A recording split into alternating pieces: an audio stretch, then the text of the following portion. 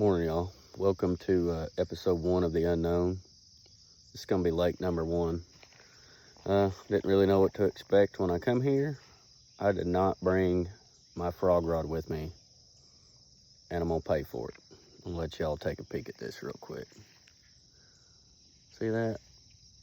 Lily pads. They go all the way up through there. Might have to just take an old chance with some 17-pound fluorocarbon and a frog today. Got chatterbait, all that. Not a whole lot of wind or anything this morning. It's a cool 61 degrees. Pretty clear water. So let's see if we can stick a few hogs in here. Y'all stay tuned. All right, y'all. Made it out here. I'm still here by the boat ramp. This lake looks a pretty decent size. Right now I'm throwing I think it's a sonar minnow from Strike King. I've got a frog on my other rod here. It's on a 7.4 medium heavy fast action rod. I definitely did not expect to see lily pads. I'm pretty sure that rod has 14 or 15 pound fluorocarbon on it. It is the right reel, but not the right line.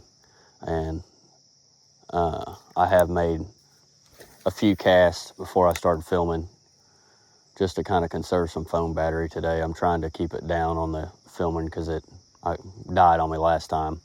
Right now I'm just kind of probing, hoping, with this minnow I can pick something up here.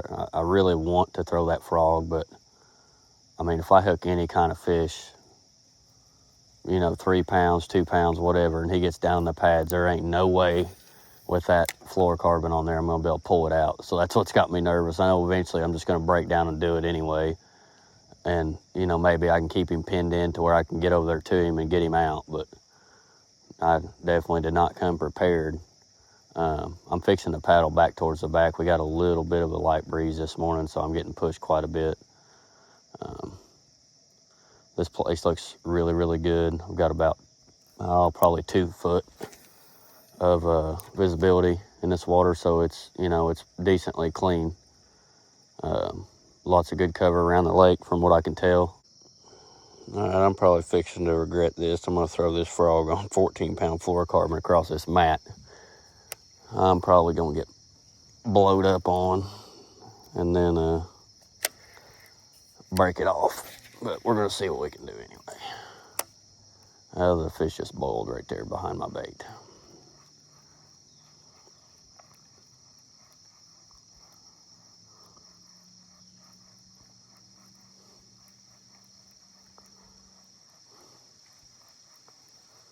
Got bubbles too. Uh-oh.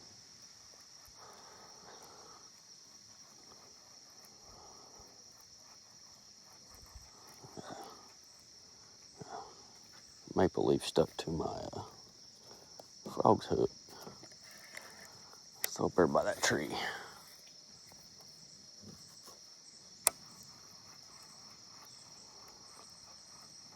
This will be my 3rd video, first of the new series called The Unknown that I'm making. The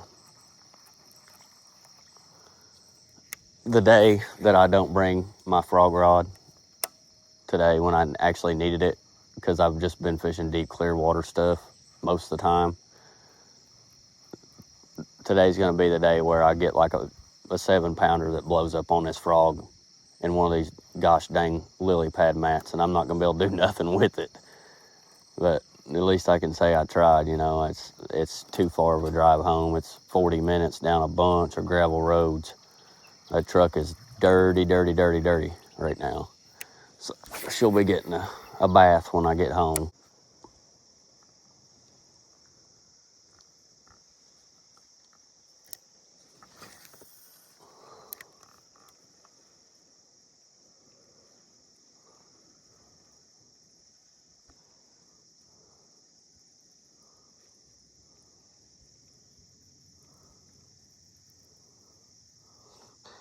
Back this way, You ain't gonna be able to see her, but there's a deer standing in the water, knee deep, on the bank, underneath a tree.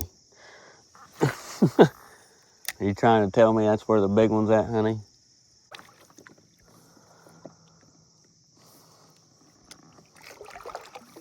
Still ain't moved. I don't think she knows that I can see her.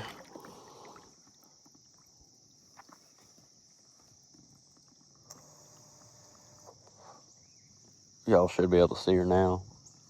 Oh, maybe she's in the shade.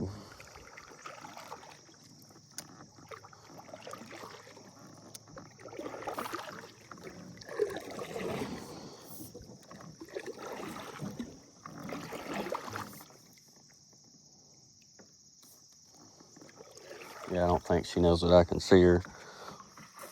There she goes. I'm just fishing, honey. Deer season ain't till next weekend. All right, y'all, we're back to frogging. I made a little bit of move and tied some different things on. Looks like a spring coming in here.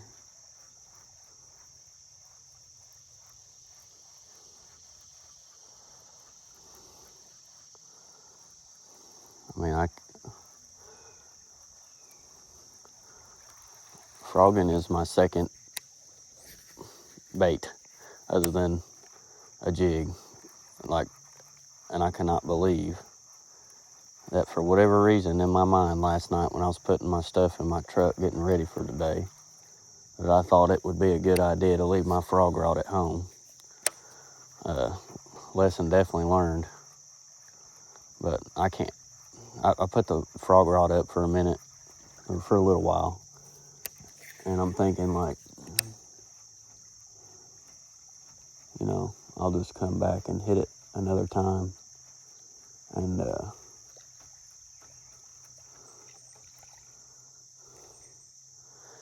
deal with it then. But I just can't get myself to keep paddling past all these pads and not throw a frog. So I'm just gonna have to bear the consequences if and when a great big one blows up, because I can't do it. Like, I can't force myself not to throw a frog in this, because I know,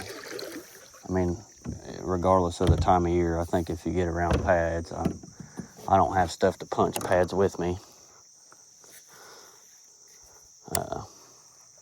But if you get around pads, it's pretty much well known. Just pick up a frog and work your way around it. I'm going to throw this frog around for a little bit, and then I'm going to switch frogs. I'm going to put on this is a yellow belly spro. I'm probably going to put on a black frog. Water's not that clear back here, and of course, with the sun starting to come out right now, what they're looking, I think the shadow of the black would help me a little bit. Right before I started this video, it was like my third cast after I picked the frog up in that spring right there, and I had one blow up and hooked it and was cranking him out, and it come off about halfway back to the boat. So I decided to just go ahead and stick with it and pay for the consequences later.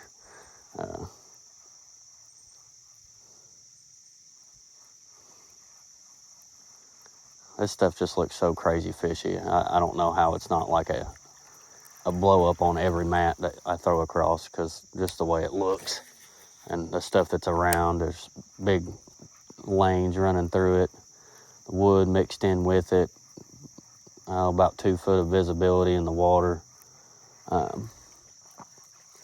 Right here behind me, what made me pick this thing back up, let's go ahead and change frogs while we talk.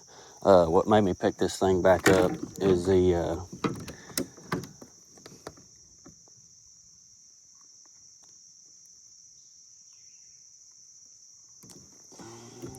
hang on a second, guys. Anyway, what I was saying is, what made me pick the frog back up is I was kind of just paddling and looking around not far from where I'm at right now, and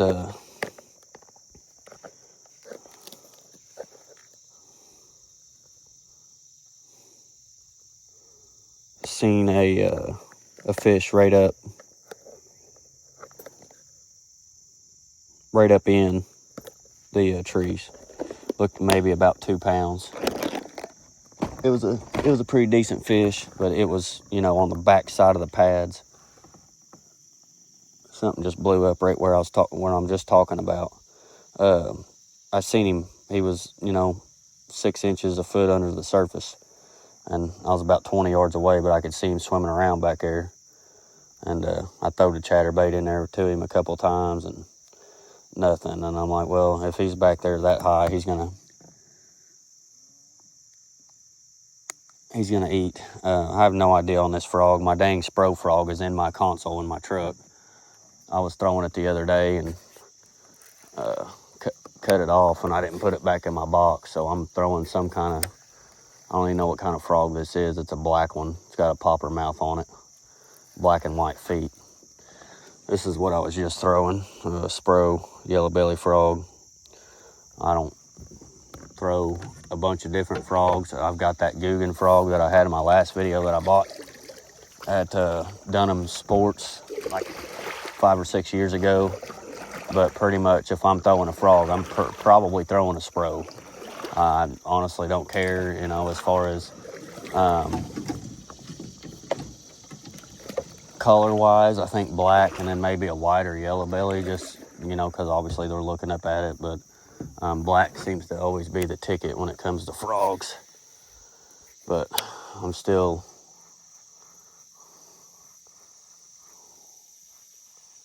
%100% not. I'm hoping if I do get a big blow up, it's out off the bank, if that makes sense. Or something just boiled right there. I have no idea. I don't know if there's gar in here or what, but there's a bunch of stuff up on the surface. I don't even know what kind of dang frog this is. There's something blowing up again.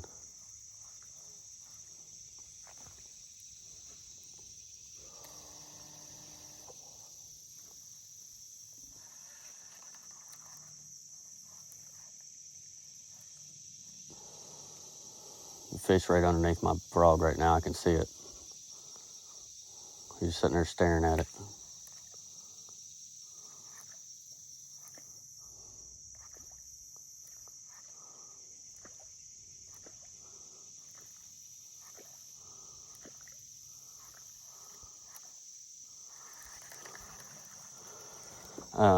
Anyway, what I was saying is, like, when I'm throwing a frog, typically it's a Spro. I've got 2 or 3, like, off-kiltered ones, and the reason I even have them is I found them.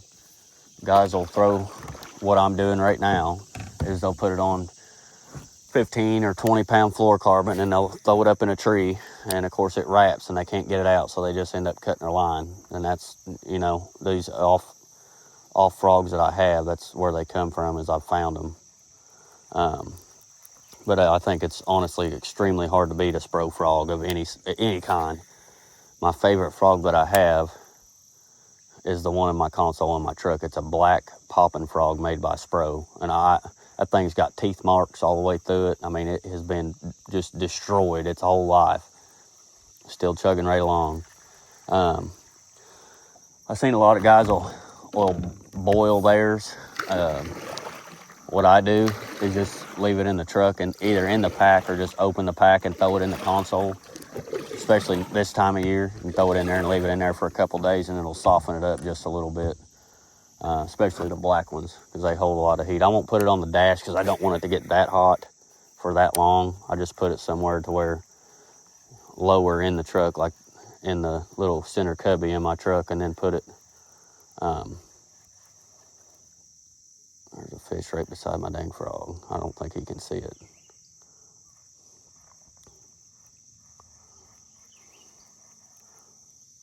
Yeah, he's still looking.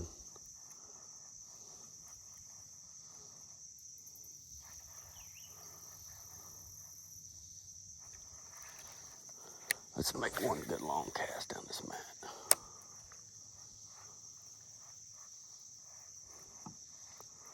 Y'all ain't gonna be able to see through this tree if I get a blow up right here, but I can see my frog through the tree.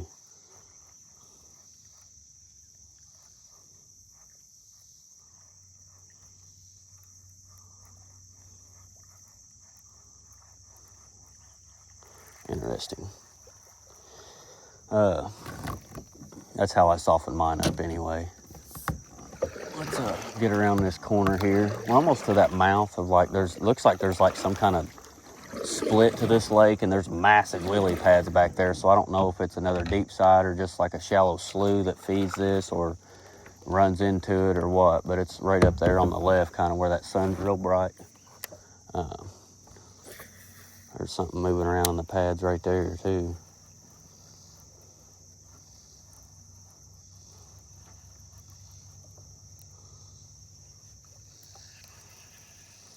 Let's just make one good long cast like that.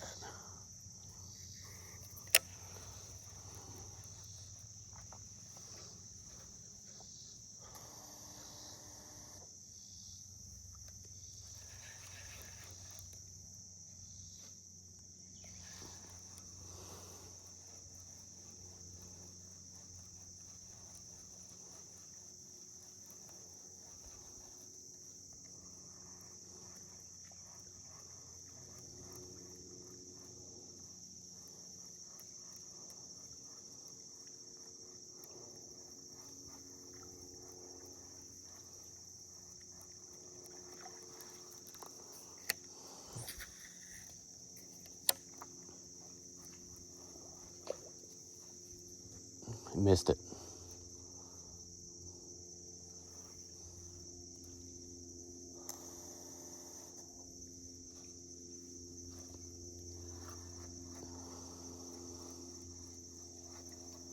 Whatever that was, it just hit right behind my frog and he missed it. I was about to swing, but then I seen the mouth sticking up out of the water.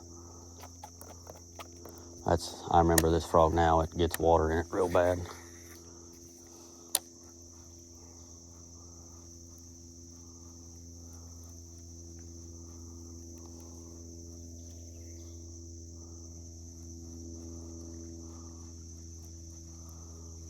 I know I'm fixing to pay for this if a big fish eats this thing. I'm just gonna hope and pray that he'll come out.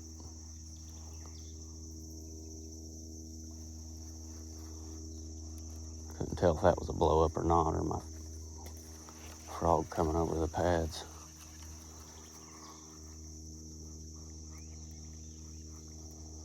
See, if I get a big one, I'd love for him to eat it out here. I know he's probably going to end up running up in the pads, but I can at least, paddle out and get it angled to where I can maybe pull him out of there.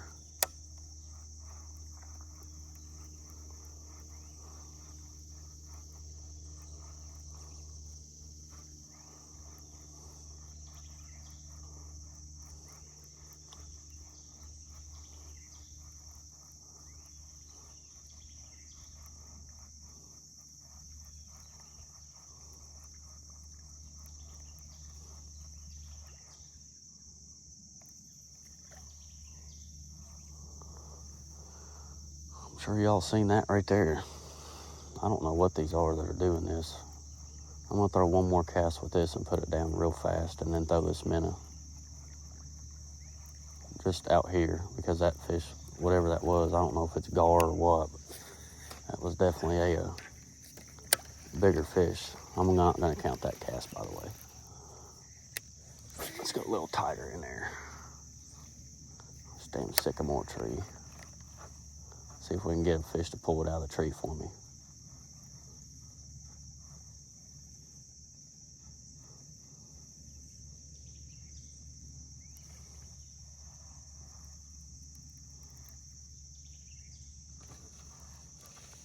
That thing just wrapped like a sick. Well, that hurt. Right on the back of the hand. That was right at y'all's face, too.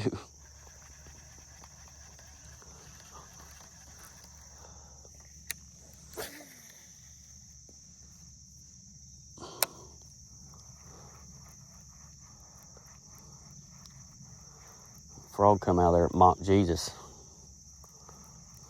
Hit me right in the back of the hand. That hurt. I was just trying to get a little tighter in there, closer to that tree.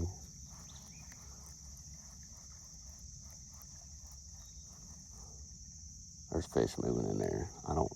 Why aren't they eating? All right, this will be my last one with the frog for just a second.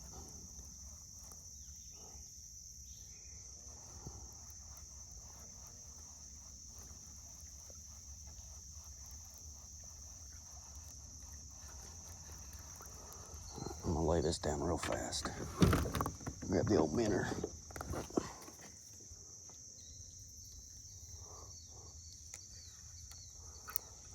Just to see.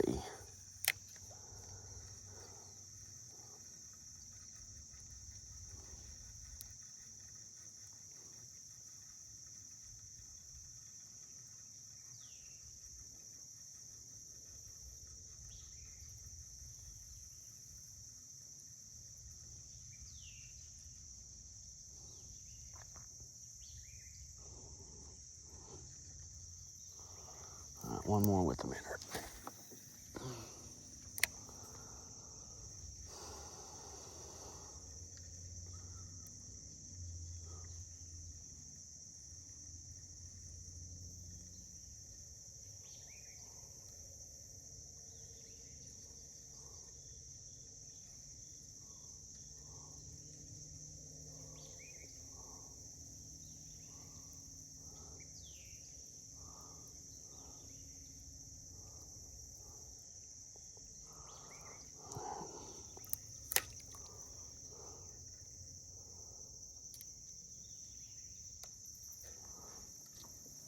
I'll put some rods up real quick.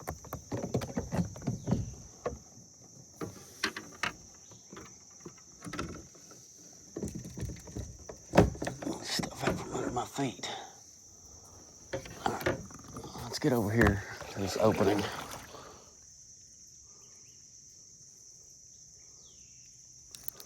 Got something.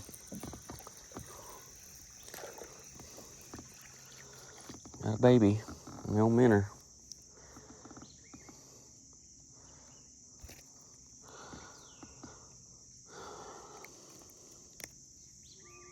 Bitty fish.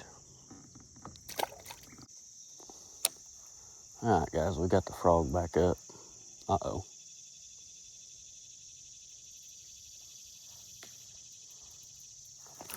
Oh. Oh.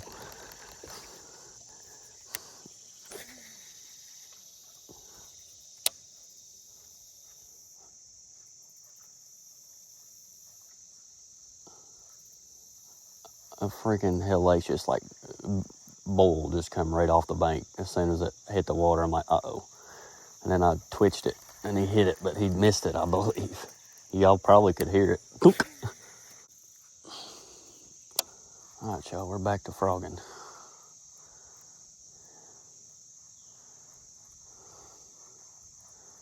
This stuff looks so good. I just don't know how it ain't producing right this second. I mean, I had that one, but I would have assumed that this thing would have been frog crazy right now, especially with the cooler weather we've been having. But with the cooler weather we've been having, fall turnover may have already happened. That's the thing. I kind of started this channel. I should have started it like a month from now, whenever fall fishing turns on. It'll be a lot more interesting. But, you know, we're starting a series now anyway. It's too good of weather not to come out here. Like I said earlier, it's Labor Day. It's Monday, September 1st. So.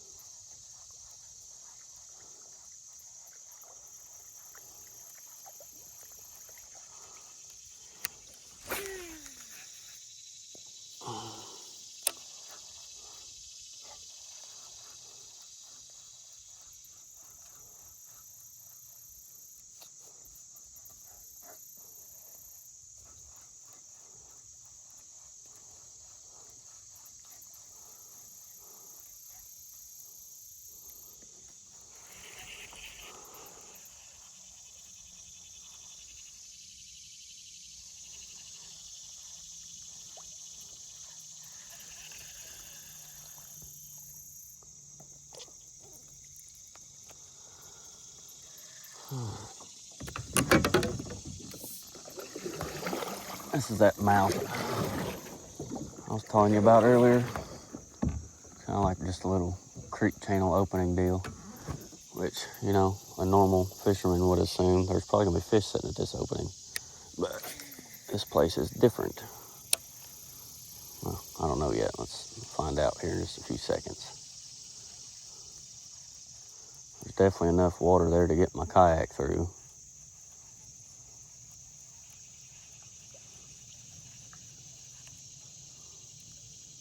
This frog sucks.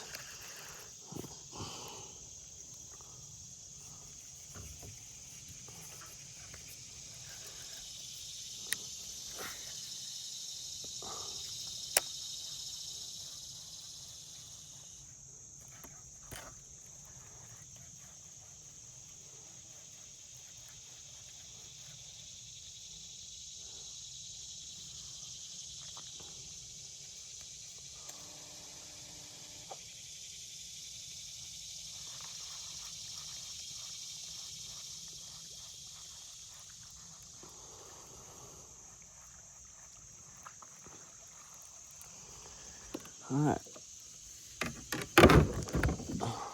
Y'all are gonna get to see this with me. I've never been back here, obviously, and I'm gonna go right here in the mouth of this and see if there's...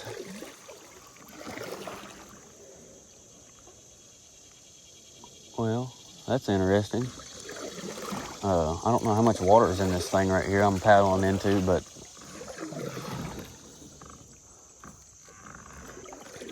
there's like a whole nother lake back here. It is just covered with pads. I'm gonna try to stand up. Yeah, there's about 2 foot of water here in this little channel. Gosh, I wish I would have brought my frog rod. This back here is frogging heaven if there's water in it. If it's the whole thing's 2 foot deep, then I'm saying it's gonna be empty on fish, but it looks like it deepens up back here on the sides, or out here in this hole. Appears to get a little deeper out there. There goes something swimming off. I'm trying to look and see fish.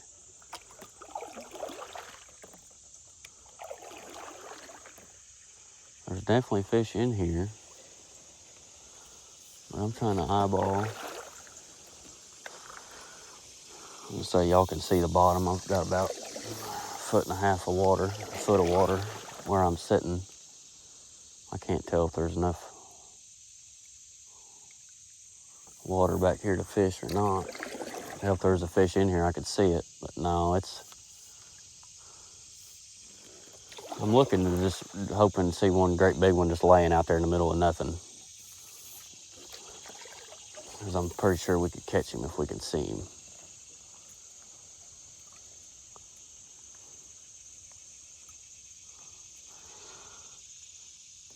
This place looks fishy, but it needs about... I'm gonna go out on a limb and say about 3 more foot of water in it to be able to fish it. It's hot. I mean, it's hydrilla in here. This water temperature's probably in the 80s. Just covered the phone with hydrilla. Water temperature's so hot it's not gonna hold any fish, I don't think. I mean, I can see. I don't know if that's a turtle or what, but there's something big on the bottom right there. Or is it a beaver? There's a bunch of bluegill in here.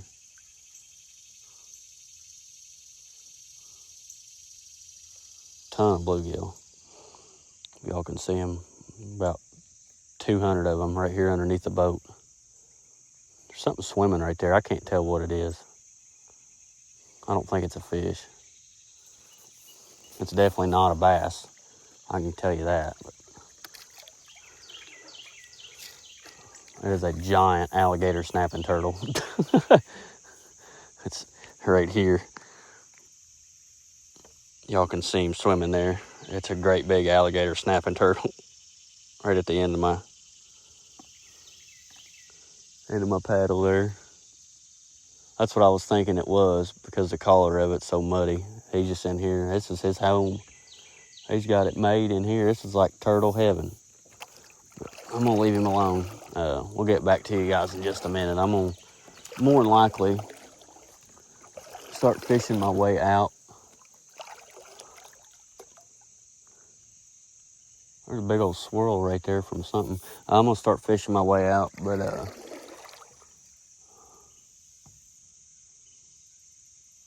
there's a green fish. Hang on a minute. Well, there is bass in here. I don't know if they're gonna eat because the water's so clear.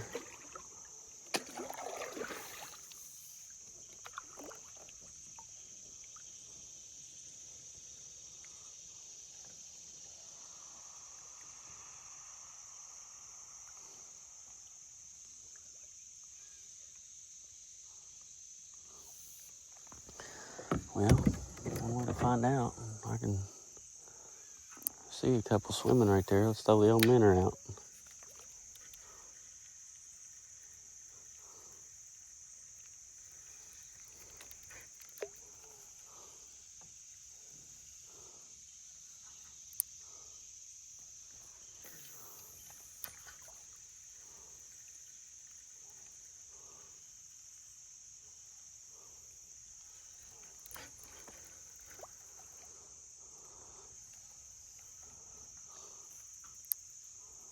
I don't see nothing but majority bluegill. Or bass wasn't big. It wasn't a big fish. It's just a little dinky.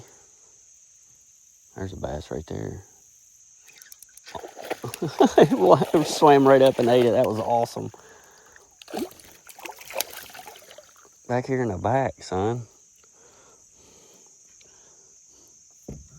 I sit there and look down and seen that fish swimming up. He just locked on like a gosh dang tomahawk missile, and here he come. Good pretty fish.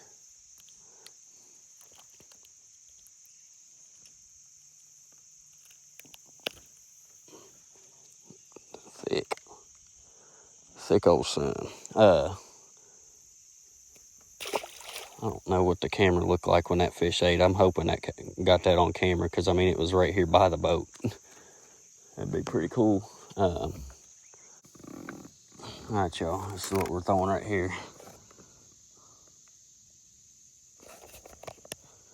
13 fishing big squirm. Skittle fart. That's the color. Got an 8-inch ribbon-tailed worm. I'm just gonna break it down and be simple with it. They say they're just doing a Texas rig deal here. I really wanted to throw something just a little bit smaller, just to have a smaller profile, but we'll throw this big worm around. I mean, it ain't a big worm, it's an 8-inch worm, so, but we'll get it going. And I think with the water clarity too, it's gonna help just a touch. I'm gonna get these other rods, well, this rod out of my way. I'm gonna keep my spinning rod out, just in case I happen to run by some more schooling fish.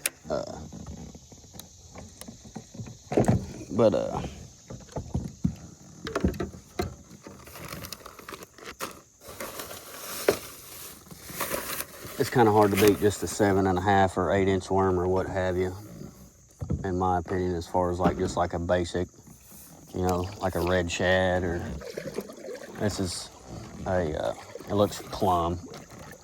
13 Fishing calls it skittle fart, but I mean, to me, it's a plum worm, plum colored worm. We can get us our first little cast in here as soon as I can get my stuff fixed up. All right. First cast with the skittle fart.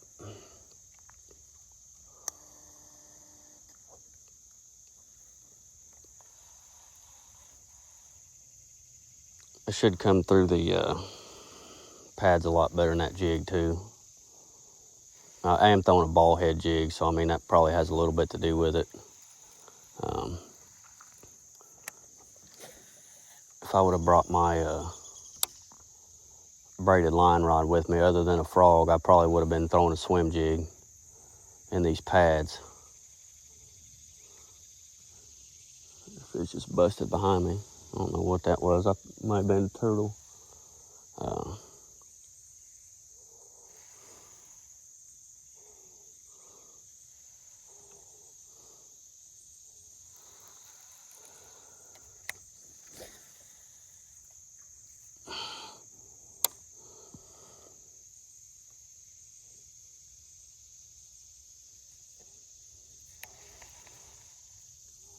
Kind of fishing this little hole right here. It's a little cut.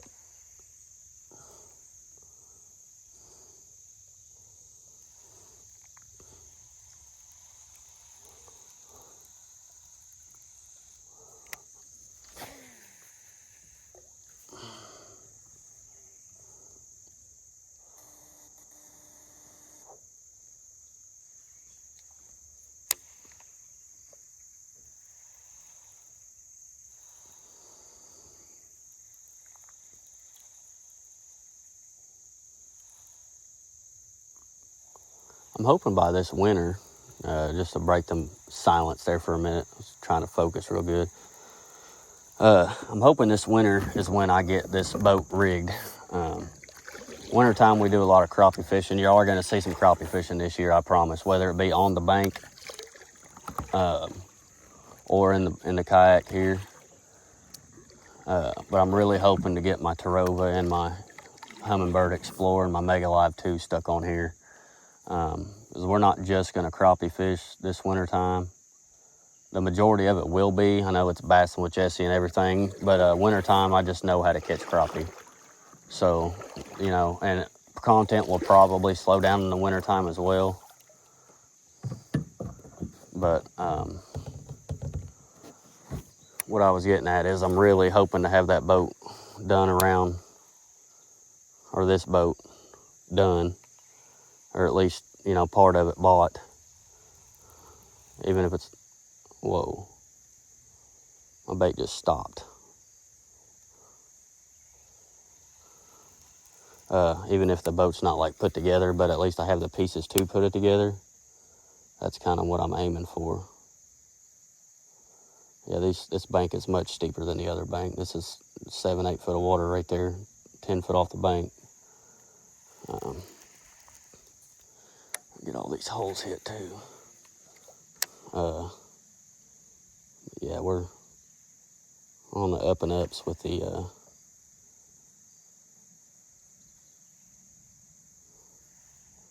content deal here. Once we get that Tarova and that Explorer, I'll be able to show y'all a lot more fish, for one, and for two, I won't have to sit here and fight the wind. Like right now I'm getting blowed into this tree and I have to sit down and paddle. But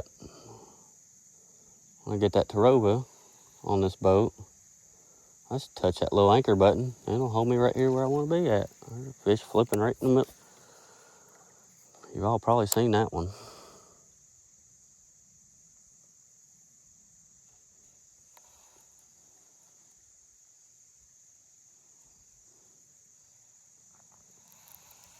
But anyway, the spot lock, you know, it's, if anybody watching this has ever used it, you know why it's important, especially on a kayak. I think that's the best thing since sliced bread for a kayak. You know, Motor Guide had the XI3, and earlier this year or sometime recently, Lowrance purchased Motor Guide, and I'm pretty sure Motor Guide's just not around anymore.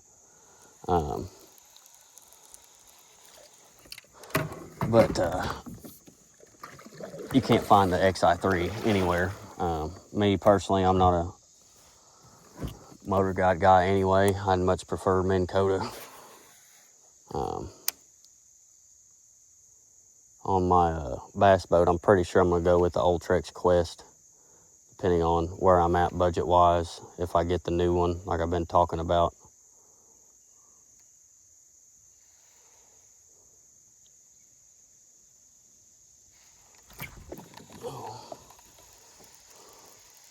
I don't think that was a fish, but that was acting awful weird. Like I've been talking about on TikTok, either getting a used fiberglass 20-21 footer or a brand new aluminum boat. And I don't know whether it's going to be the Express H20 or the Avid Vertex 20, both max horsepower rating 175, and they both come with the Yamaha SHO. I'm probably going to be pretty basic with it just to start with. I'm going to get a graph on the front and the back, but I'm going to get live scope from my kayak here, and that's going to make it to where I'll have the ability to take it on and off my bass boat, or take it on and off my kayak, vice versa. And you know, if I'm bass boat fishing, I'll put it on my bass boat. If I'm kayak fishing, I'll put it on my kayak. So that's kind of the plan with that. So I'll have, you know, the ability. I'll just have to get a bridge mount for this, and have the ability to use it on both platforms. So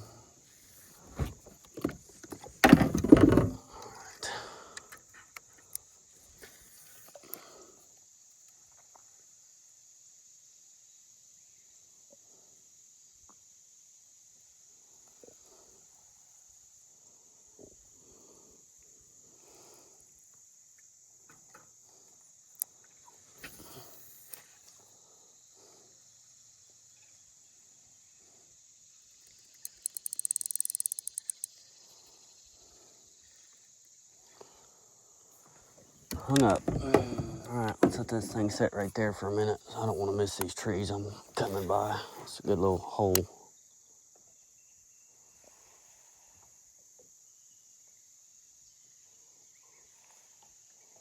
Yeah, there's a stick over there. I threw it across, couldn't see it from back there.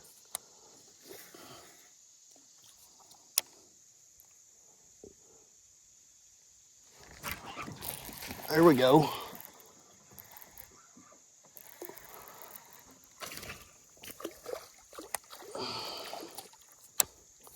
Dark fish.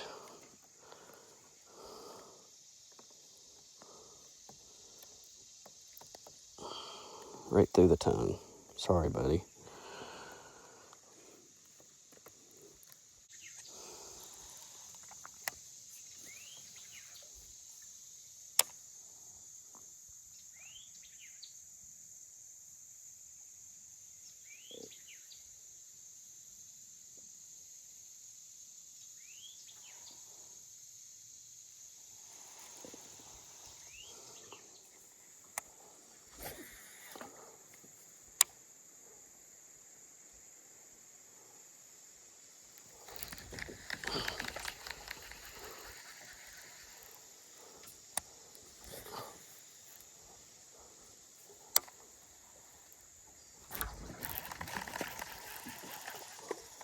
That was a shell cracker. I'm pretty sure. That was not a bass. Alright, y'all, doing the outro here. Brother-in-law showed up, nephew, talked to them a little bit about the day. Apparently they already knew about that lake. I did not. There's a few more I noticed on my way out of there that I'm probably definitely going to put in. They're a little bit smaller, but I think with a smaller place, if I can, you know, figure out whether they got fish in them or not, I can kind of take a little bit more time. You know, I don't feel like I'm missing a bunch if I don't fish, you know, around the whole lake in 3 hours, which to me isn't, you're not really fishing it effectively. But anyway, bunch of lily pads in there. Like I said earlier, I'm gonna try to edit this video down a good bit. You know, I try to make it 40 minutes or less. Obviously not a whole bunch of entertainment. We did catch some fish today, which is good, but a bunch of dinks, you know, and I know that y'all want to see big fish, and we're getting there. It's just the time of year, everything, having the time, you know, all that kind of stuff. If y'all have any questions, comments, whatever, just comment down below, and just to remind y'all, I don't know if y'all checked the description of the channel, but we are doing a giveaway at 500 subs. Probably be around $50 worth of baits or so. I'll go to Cabela's and just basically fill a bin up with the stuff I like, 50 bucks worth, stick it in a box and mail it to you. It's going to be a random subscriber too. I'm not going to pick number 500 or whoever. I'm just going to basically put them all in and pick a random AI kind of deal and just pick a subscriber and try to get a hold of them and everything. So we'll see y'all on the next episode of Unknown. Y'all have a good one.